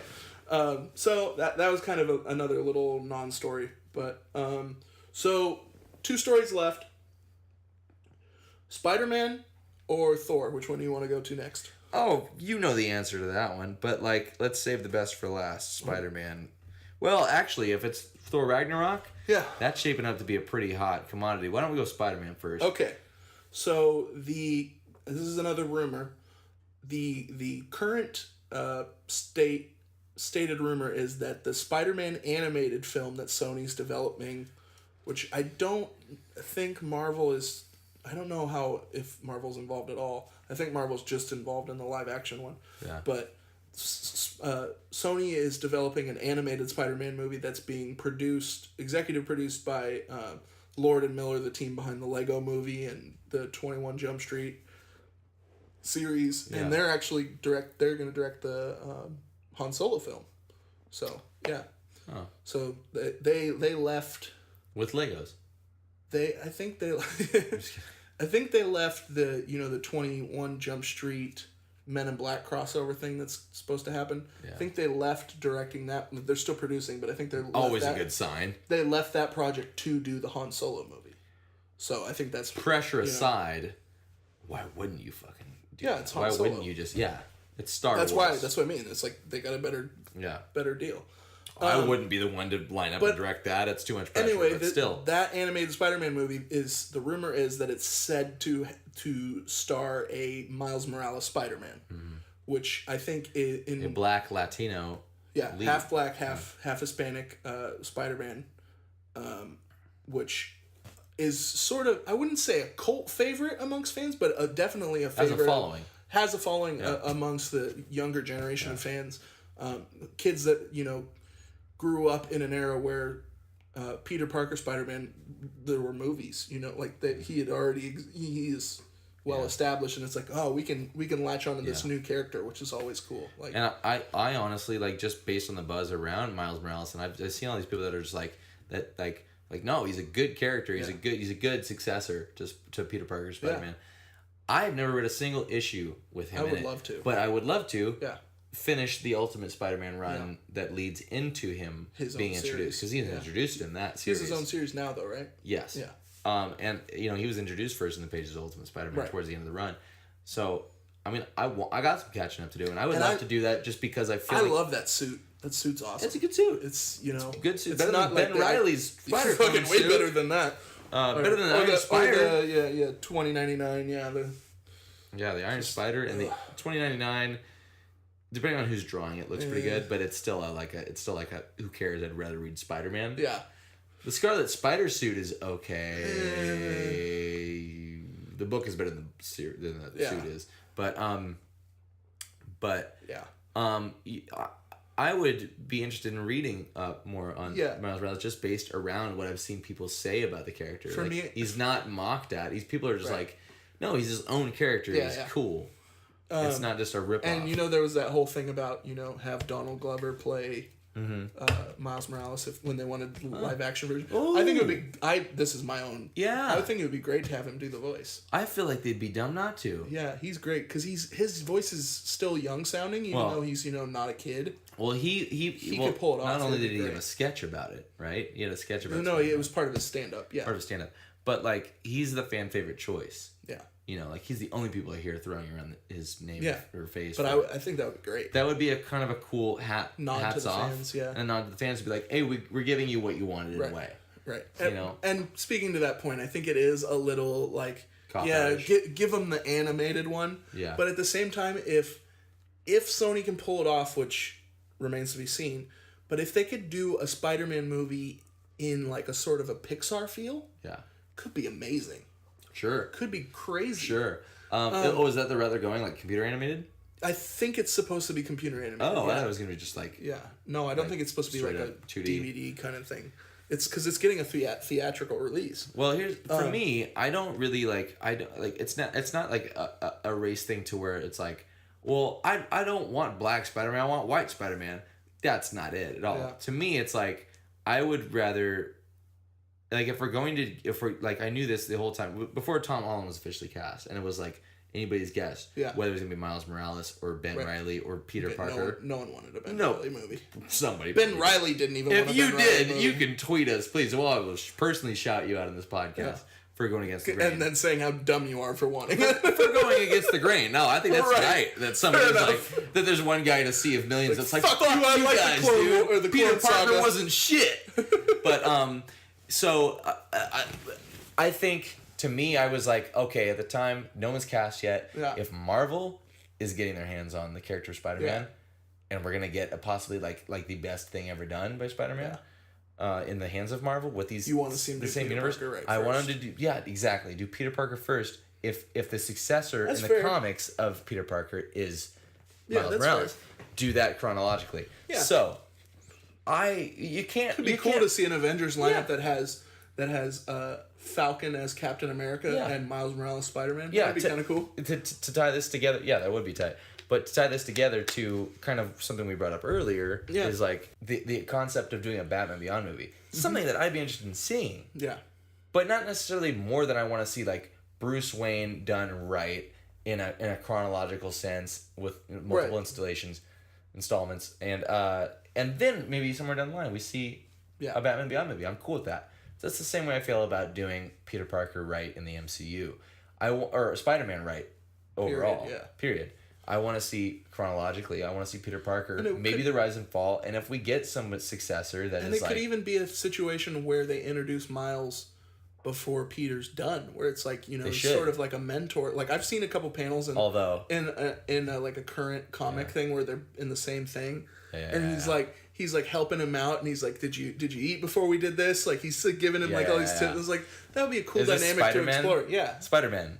Maybe It's the one where like Peter from the regular Marvel universe is talking to the Ultimate Universe, Miles Morales. Yeah, I'm not sure. And he's like at one point Miles is like, wait, Nick Fury's like white where you're from? Yeah. And he's like, and and they're just having this really cool heart to heart. There's a lot of fun stuff you could do with it. And it could be a cool mentor. Yeah. Aunt May even has this cool scene where she's just like, because in the Ultimate Universe, Peter's dead. Yeah. At this point, that Miles is Spider-Man. Right. So Aunt May has this scene where she's like looking at Peter from the normal Marvel universe and just touching him and just like, it's an older version of Peter That she and she's never like, got to see. She's like, yeah, even if he's dead to me, like in another like dimension out there somewhere, Peter's still alive. It's like You're him. that moment in season 1 of The Flash when Barry goes back to like see his mother get killed, which is such The a great best moment of the whole but it's show. like his mom still is able to recognize him, even though Yeah. she never saw him get older. Yeah, yeah. So it's like you look just like my dad and all this stuff. Yeah. It's just It's so great. the best episode One of the entire best show 10 minutes of DC TV ever. of DC anything Yeah. ever, honestly. Yeah. But go watch Flash season 1 if you haven't, and if you have, feel free to go back and watch our. I know this is another shameless plug, but we cover the entire Flash Yes. season 1 in depth, and I mean, get your mind right, and go watch it, and go listen to the podcast after. But yeah, I want to. That's all I asked for, and Yeah. so in summary, all in all, I can't even nitpick whether we're getting an animated movie, Yeah. and who's playing Spider-Man or not. I think it's great that we're getting multiple Spider-Men. I just hope it in gets. movies. I just hope it gets the same amount of care as the Yeah. other Spider-Man movie. I don't want it to be a side project. I don't want to see another straight to DVD Marvel thing. DC is stronger. We both Marvel agree. sucks at the straight to DVD DC stuff. is definitely better. That's at, being nice. DC, yeah, is not Oscar worthy at the cartoons necessarily. DC's but are hit and miss. Marvel's are like almost all bad. always all bad, or at least for Just for phoned little in. kids. Yeah. But yeah, so I would love to see like a really I just want them put the to- right people in charge of it.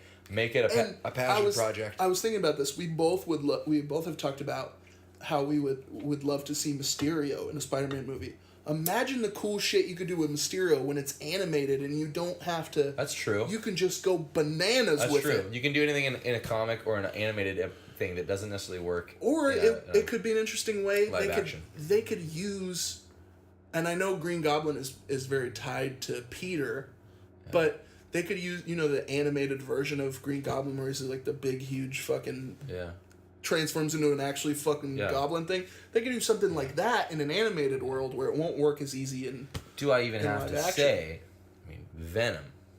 They can do that in live action. That's what could. That's what I'm worried about with Venom is they're apparently still developing that Venom movie that's like a standalone from like developing doesn't that mean makes me greenlit. worry about this animated movie. Developing That- doesn't mean greenlit.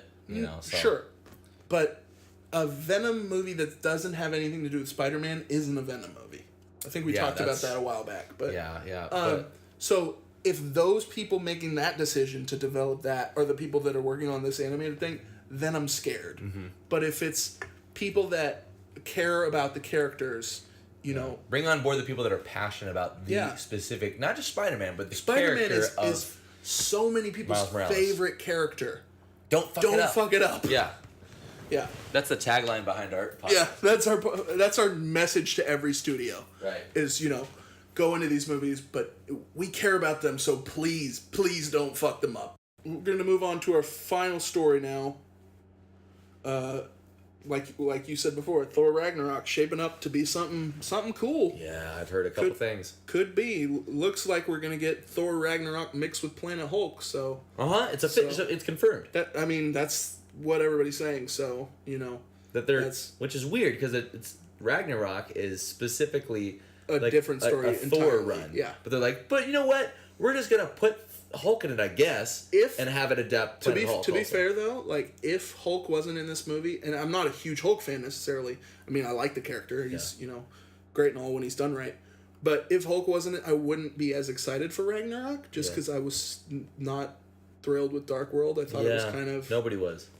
Nobody was like, that was awesome. I really like Chris Hemsworth as Thor. I think he does a really good job. Yeah. That wasn't the problem. But he's almost a character where he's almost better suited. He's very much like Hulk, where he's almost better suited in a role in like the Avengers, where he's not team environment, where he's not the focal point of the story. And Tom Hiddleston's great as Loki, so that's always fun to see. But how many times are you just gonna make the same movie over and over again? Exactly. So, but it's really shaping up to be something with all these characters. Valkyrie, I'm not really sure a big character from the comics. I'm not really sure if like I'm curious to see how this plays out because I'm excited for both plot lines, right? Ragnarok to whatever extent. Well, they're Planet Hulk to whatever extent. They're going to interweave, so sure. But I mean, like, how much of it do you think was Marvel listening to the voice of the community going, we want Planet Hulk, we want another Hulk movie? Do you think it was them kind of shoehorning it in, like, okay, we'll give it to you? No, but I think it's. I mean, it could be that, but I think it's also sort of a smart way of Marvel to compromise where it's like, we know Hulk movies don't sell particularly well on their own, and it's kind of really hard to tell a good Hulk story because they're all basically the same. Yeah. It's like, he's gonna fight the military, or he's gonna fight a big monster. Yeah, right. There's not a lot you can do with that character. Right. It's much easier to just let him loose in an Avengers movie and just let him beat the shit out of faceless drones. X amount of Yeah. But this is a good way to.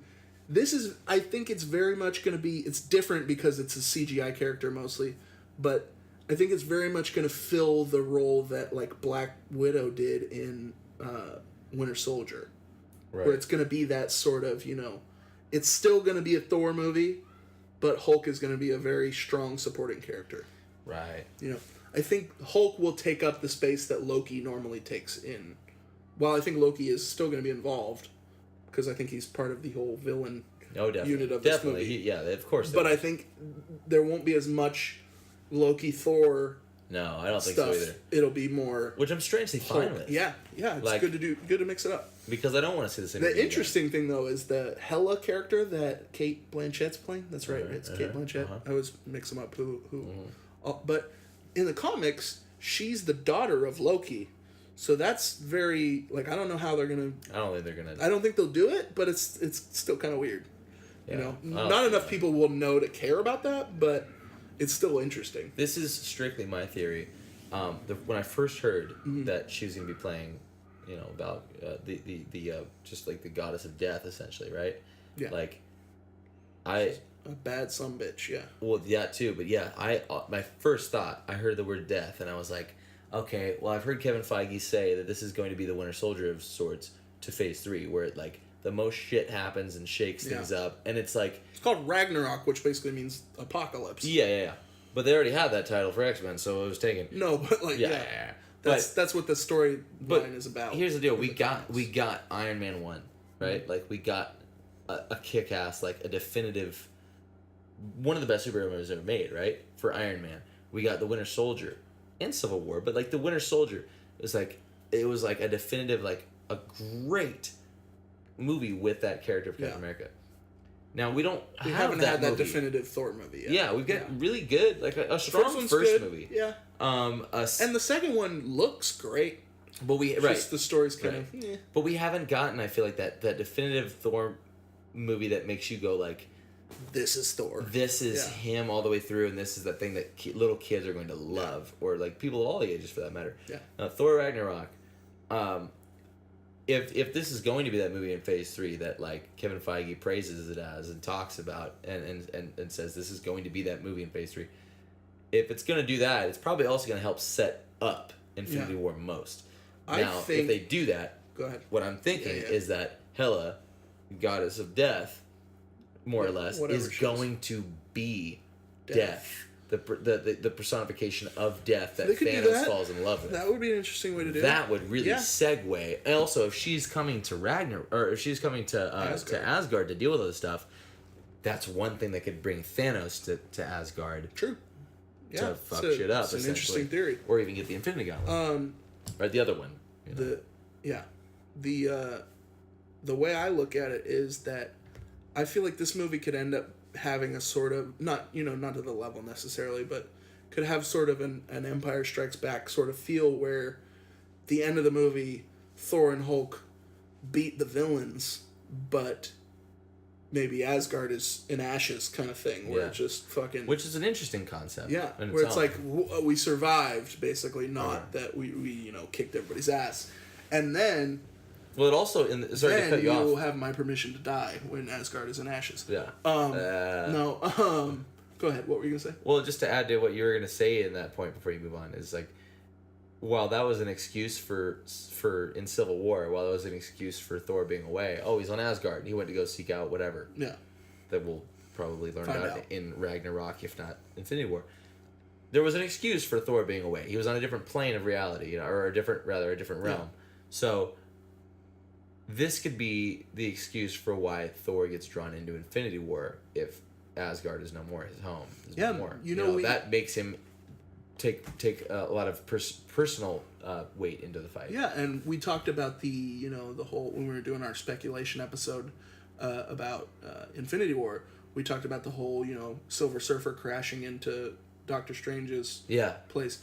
Maybe it's Thor delivering the message that fucking Thanos is coming. We need to get our shit together. Yeah. I'm fine with it being anybody that has Anybody the ability that to can fly. Yeah, really. So there's as long as Howard the Duck could show me like fucking Thanos is coming, I'd be like, oh, that doesn't matter. How do you know? I just know. I'm a space duck. But yeah, my sort of take on it, and I think this is the prevailing theory, is that it's the way they're gonna mix. He's got this glove and he puts jewels in it. It's weird. I don't know what's gonna happen, but it's bad. The prevailing theory as far as the plot goes is like there's a planet that Hulk is on, Planet Hulk, but it's very much a gladiatorial thing, and Hulk somehow. This is the rumor here. This is sort of the rumor and where I think the story's gonna go, pretty much. So. Hulk supposedly goes from that jet in Avengers 2 at the end of Avengers 2. Hopefully they explain it. Hopefully they handle that explanation better than they did the Stryker being Mystique at the end of Days of Future Past. That doesn't make a lick of sense. It's so bad. Like, they can't even remember their own continuity. No, it's... Did you watch the movie just made? That's not how it ends. It's so bad. But anyway, so... Don't you remember? That's Stryker referencing the X-Men continuity right there. Then they say, no. Nope. Okay, so Hulk is on this planet. There's no continuity that way, Wolverine! Oh, that's great. So Hulk is on this planet. It's a gladiatorial planet, and he's basically just kicking everybody's ass. And I think this planet is being run... Like Hulk does. Yeah, I think this contest is being run by the... Jeff Goldblum, what he's playing, the Grandmaster, or whatever the fuck it is. There's all these random characters. Must fight faster. Must fight faster. But I think Hulk is going to be on that planet, and he's basically taking on all these challengers. And then there's going to be a separate storyline where Thor is sort of banished from Asgard because Loki's kind of controlling the throne at the moment. As we saw at the end of Odin. As we saw Foden, if you will. We saw at the end of Thor 2. So then he's going to get banished somehow. So Thor is going to end up on this planet and then have to battle his way and then come up against Hulk. Oh, interesting. And so then, Thor is in a place where he's not a big fucking deal. Right. He's in a place where no one knows who the fuck this guy is. He's got to be like young Thor again and like he's got to prove fucking his way. Mortal Kombat his way to the end. Well, but he's worthy though. So he's got the hammer. Anybody else? That whole scene. Yeah. So I think he's going to build up to that thing, and I think Hulk, the way I would write it, but who am I? But I would have it where they actually fight, and Hulk doesn't remember Thor at first, and then he basically beats it into him, one of those things, like in the scene in turns him into Banner maybe for the first time. Well, in space he's gonna die if he turns into Banner, so I don't know. Why would he not die if he's Hulk? Because he's the fucking Hulk. I guess true. Like indestructible. If Bruce Banner went up against the Iron Legion or all the Ultron bots. Yeah, he's probably indestructible. So he's the Hulk, and the scene in Avengers where Black Widow fights Hawkeye and fucking hits his head, and he's like, "Oh yeah, I'm Hawkeye again," right? When he gets unbrainwashed. I think it'll be sort of conveniently for the plot. First similar type thing where it's like, "Fuck, oh, you're that guy I've fought with all these times." Yeah. And then the hammer should have done it, but and then maybe they have a little subplot where they take on the Grand Master or whatever the fuck. And I can't picture Jeff Goldblum as like one of these characters. Yeah, I don't know. It'll be interesting. I still want just picture him wearing the glasses still. Because Al Pacino wanted to be in a Marvel movie. I still want Al Pacino as Ego, the Living Planet. Just something fucking bizarre. Did you originally say he should play? I thought you originally said a lot of great ideas. He should play in Infinity War Thanos' assistant. Oh, Mephisto? That would be interesting. Anyway. I'm lost in a sea of references. So then they sort of realize who they are and team up, beat the Grandmaster. Then they have to go back to Asgard. That's a great tagline for our podcast, by the way. I'm lost in a sea of references. The Longbox Office. So then somebody make that happen. Then Hulk and Thor have to go back to Asgard and try to dethrone Hela and Loki. And then in the process, Asgard gets fucking Yeah. destroyed. That's how I would do it. That'd be hella tight. Yeah, hella. Winks and nods at the audience on an audio format. So I'm interested to see, because that's one of those things where That's cool. I just predicted all that stuff, but it'll probably be nothing like that. Well, if it is exactly like that, if it is, that'd be great. Yeah, because I think that's gold. Marvel's smarter than me, so most of the time. That's gold though, because I had never considered that, but it totally makes it on one side it makes Thor kind of need the buddy aspect with Hulk. Mm-hmm. I'm sure, like they're finding it as a buddy cop movie, or a buddy road trip movie, and it's not gonna be. It's called Ragnarok. It's about the end of times, so it's not gonna be all chummy. But I think it could be fun getting, like, especially on that other planet. It could be fun to see Thor go through all these. Yeah, well, all these guys. It's well, in the comics and stuff and the cartoons, whatever. Like, it's always fun the camaraderie between Hulk and Thor anyway, because they're so brutish that like Hulk. Like Thor continuously compliments Hulk on like, you fought well, you green Goliath, or something. There's a respect because they're both warriors. Yeah, totally. And to see that on film would be fun, but I don't think it's going to be primarily a fun movie as much as it is like it shows that you need a Hulk in a movie like that. Yeah. You need a Hulk in a movie like that, to where like maybe Thor is an outsider also, and fighting their way through it. They like. It's kind of a cool way of showing. I don't know if it's making sense, but it's kind of a cool way of showing also, like, even though Thor is this like godlike character and he can just throw a hammer and that's the end of the story. It's a cool way of showing him fighting his way up from the bottom again, like in a place where like no one gives a shit if you're the king of. Maybe he doesn't have the hammer. Right. I heard that rumor. Yeah. There's a rumor floating around, right? That like that Mjolnir is like the hammer is like. It's like no more, right? It's like crushed or ruined or something. How the fuck can they destroy it? I don't know. I think they've done that in the comics before. I'm pretty sure. Yeah, well, maybe, but like I don't know how you do that in the sense of the Marvel Cinematic Universe and the continuity of it. Like, who knows? But I don't know how you do that. But I also don't know how you break. Maybe it's just locked in Odin's vault and he can't get it back. In some sort of weird containment where he can't, Thor it to himself. Maybe it's the Infinity Gauntlet. Because like. Even in the movies, like when you see like the flash, like the glimpse that Tony has in Avengers Age of Ultron, you see the glimpse of the future. And one of the things you see is in the potential future, of like maybe Infinity War, post Thanos, you see a split in half adamantium shield. Yeah. Now in my mind, I'm like, that's got to be some serious shit going down. Right. But for whatever reason, in our suspended belief of these movies, like. You don't have to have like things as necessarily make sense. You can just ultimately go, oh, the Infinity Gauntlet. Oh, well, that's probably why. Yeah. But I could see that being a reason why Mjolnir is destroyed. But it's a cool way of showing that nobody cares if they end up on this gladiator type planet and for Planet Hulk, or wherever they are that's not Asgard, not Earth certainly. Anywhere else could be a place where it shows like nobody cares that you're the son of Odin, you're the rightful owner of the throne. You're nobody here. Yeah. Or you're one of many freaks. Or you have to prove yourself. Yeah. Right. And so that's kind of an interesting concept for a movie. You're genius. Thank you. Yeah. The way I would set it up is I would have the first act be, serious in the setup of how they banish Thor and like getting to this planet, and then whole second act would be the Planet Hulk stuff. And that, even the fight with Thor and Hulk could be fun. It could be sort of like the Avengers. Hulk. It could be sort of like the Hulk Hulkbuster fight, where it's like, it's serious what's going on, but there's still funny quips and, And there's great funny moments. Even the first Avengers movie has that funny moment where where they fight and he punches him and all that stuff. And you can get a little bit more of that. But you could have the fun stuff in that, and even once they team up to, I think, dispatch Jeff Goldblum very quickly. I think that it wouldn't be a big fight, but so I've been dispatched. The big fight would be the big middle fight of the movie would be Hulk against Thor. So that's a big fight, and then they figure out what's going on, take out Jeff Goldblum quickly.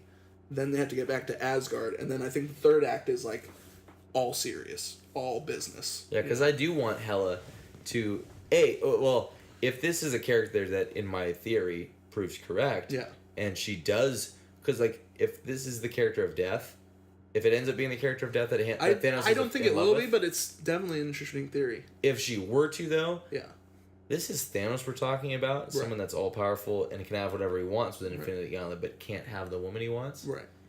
This has to be a badass individual, right?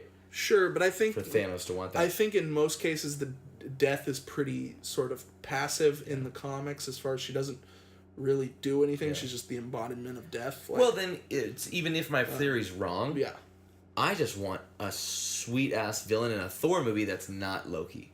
But if you think about, I want to see somebody that you can that you were like, oh. And I don't know how the hell that. I don't know how the hell Valkyrie fits into the whole thing. Maybe she's on that planet. She's in the gladiatorial situation. That could be interesting. I like that they're introducing finally like a lot of these Thor characters from the mythos that like. I'm glad to see all that, but I'm also kind of like getting to the point where I was with X-Men Apocalypse or like any ensemble movie where like, but it's that's a lot of people to juggle. Marvel just had Civil War. They had 15 characters and they handled them all beautifully. That's very true. That's very true. Even if Valkyrie or whoever gets only 1 minute of screen time, you bet they'll get their one line. I think Marvel can handle it. I think I trust in Feige and I hope to see. In Feige we trust. Yeah, and I think that you talk about the whole death maybe bringing Thanos to Asgard. Thinking about if they wipe out Asgard essentially, that could bring because that's bringing death to Asgard. So whether it's challenge them is death. Whether it's an actual embodiment of death yet, because I think we will get that. That could bring Thanos to. Or just the fact that there's an Infinity Stone. Yeah, there is. There's lots of ways. There's that. There's lots of ways to get Thanos to. I mean, and spoiler alert: we know Thanos is going to get all the Infinity Stones. So even at a bare minimum, he could come just for that. Yeah. I think that's gonna wrap up our news. Woo! That was a damn good time, guys. Yeah. I noticed how I just told the audience that it was a good time. You enjoyed yourself. I didn't even just tell you. Like, you liked that. And you're going to click subscribe on... And you want more! And you're going to click subscribe on all these various social media outlets, which Matt might be able to just tell you about right now. Yeah. Always we're on Twitter, @Longbox Office. Tell us what you thought of the episode. I'm going to start throwing polls up on there every once in a while. Feel free to input your 2 cents and... we'll talk about them if enough people vote on them. Yeah. So and if enough people vote, we might actually get on a literal poll. Yeah, or maybe like dance. Maybe we'll have a poll about like what kind of episode you want to see next, and maybe we'll do something like that. Yeah. Who knows? Also, we have a Facebook fan page. Follow us there. I always post the episode there, so if you miss one, you can always catch them there. And I, tend to rant about movies like I did a little bit about X-Men today. As we do once a week on the show. Yeah, and also, obviously, subscribe on iTunes. You can get the episode every Wednesday, and it's also on SoundCloud and YouTube. You better believe it. Well, true believers, that pretty much wraps it up for this episode of the Longbox Office for this week. Until then, guys, this has been the Longbox Office. I'm Sky. I'm Matt. Till the next clobbering time. Flame off.